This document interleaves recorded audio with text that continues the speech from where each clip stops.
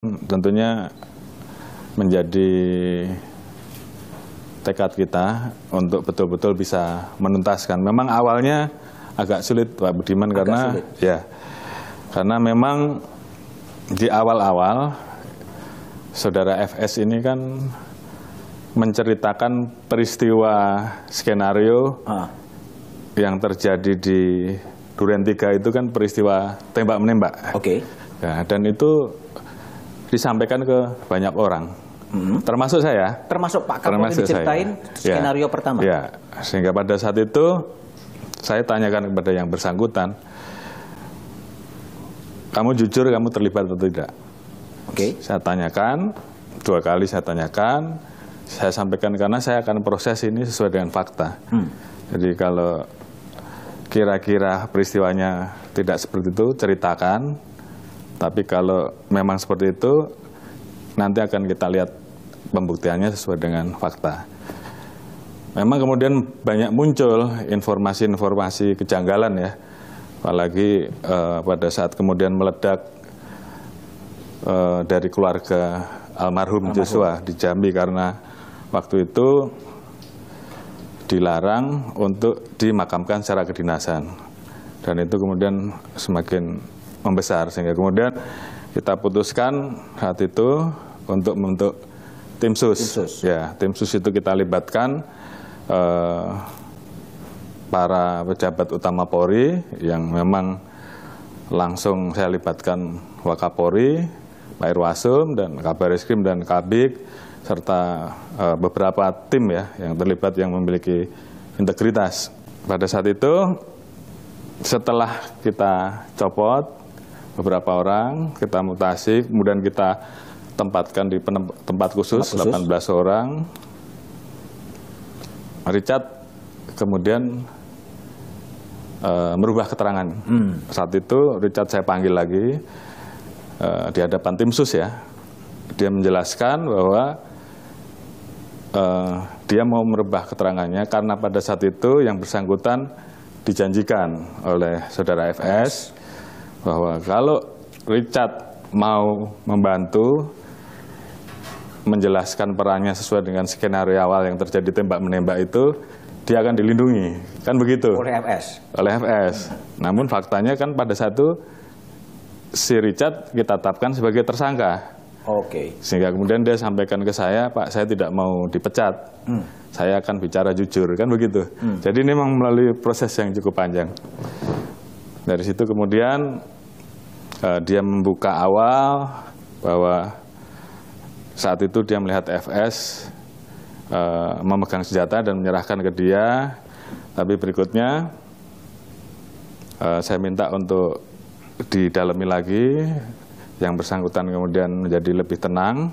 Kita serahkan kepada tim pada saat itu. Kemudian dia menulis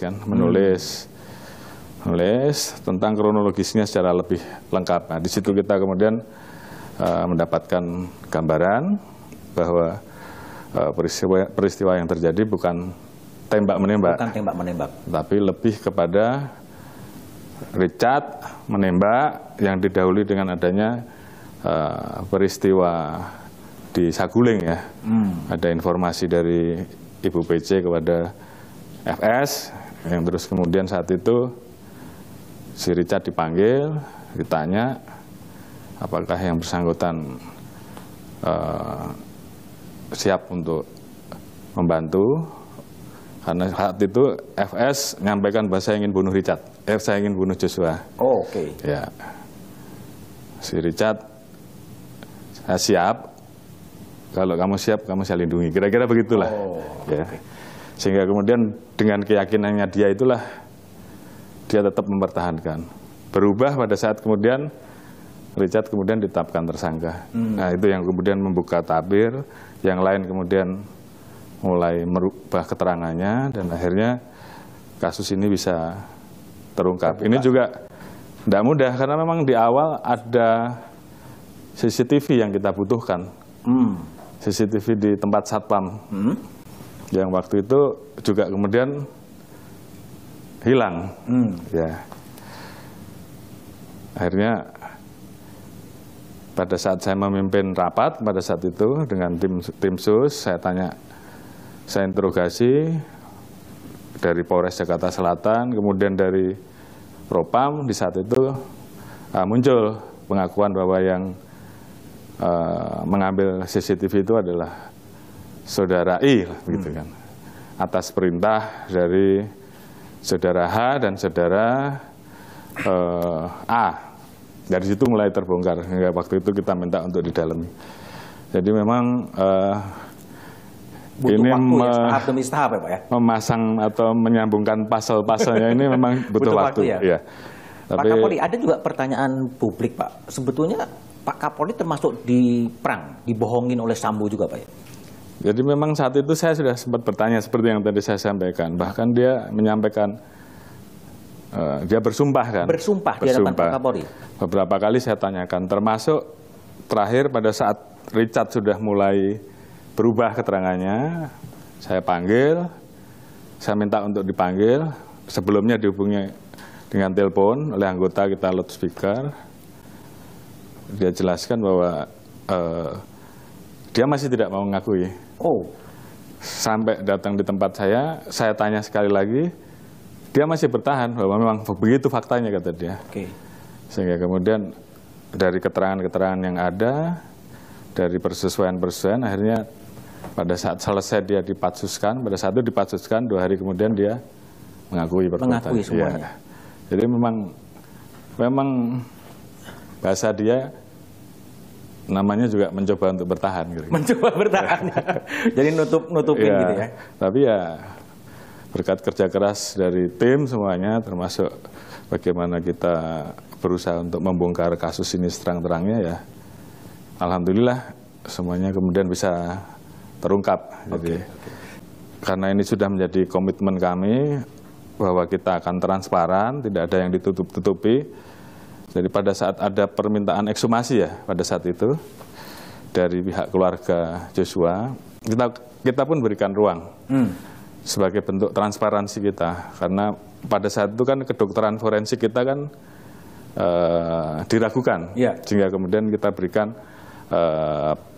permohonan ekshumasi itu, dan pada saat itu Persatuan Dokter Forensik ya dari berbagai rumah sakit bergabung untuk melaksanakan itu, dan alhamdulillah ternyata hasilnya tidak jauh berbeda. Tidak jauh berbeda. Ya, karena waktu itu kan yang dimunculkan ada penyiksaan selain luka tembak, tapi ternyata sama dan bisa dijelaskan bahwa ada tambahan luka itu karena kaitannya dengan pemasangan atau formalin dan sebagainya. Artinya hal itu juga yang kita lakukan sebagai bentuk transparansi, termasuk juga dari awal saya minta tim sus untuk melibatkan Kompolnas, Komnas HAM, dan juga mungkin teman-teman dari mitra kami dari DPR dan masyarakat juga ikut mengawasi.